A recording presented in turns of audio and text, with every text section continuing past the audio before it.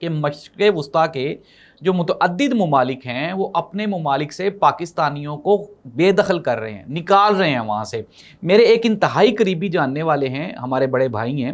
تو وہ عرصہ 40 سال سے دبئی میں مقیم ہیں، اور ایک ملٹی نیشنل کمپنی کی میں ان کو ایک بڑی اچھی جاب مل گئی پی آر او کی۔ جب وہ کمپنی کے جو سی ای او ہیں، جب اس نے ان کو بلایا، انٹرویو کیا، ہر چیز پوری تھی، ہر ریکوائرمنٹ پوری تھی،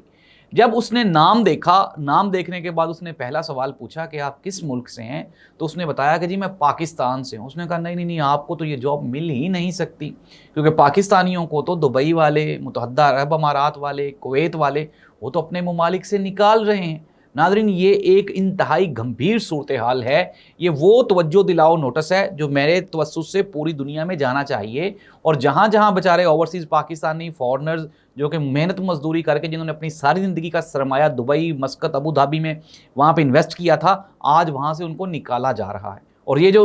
نقصان ہے یہ ان ممالک کا بھی ہے، لیکن پاکستانیوں کا اس میں زیادہ نقصان ہے۔ اب ناظرین، کہا تو یہی جاتا ہے کہ جی ہمارے برادر ملک ہیں، لیکن اب اگر ہم متحدہ عرب امارات کی ہی بات کر لیں تو متحدہ عرب امارات نے اسرائیل کے ساتھ اپنا دفاعی معاہدہ کر لیا ہے، اور وہ یہ ان کی خواہش ہے کہ ایران کے اوپر حملہ کر دیا جائے، لیکن امریکہ چونکہ اب ذہین ہو چکا ہے، ڈونلڈ ٹرمپ کو یہ سمجھ آ چکی ہے کہ ایران کے ساتھ لڑنا سوائے نقصان کے کچھ بھی نہیں ہے۔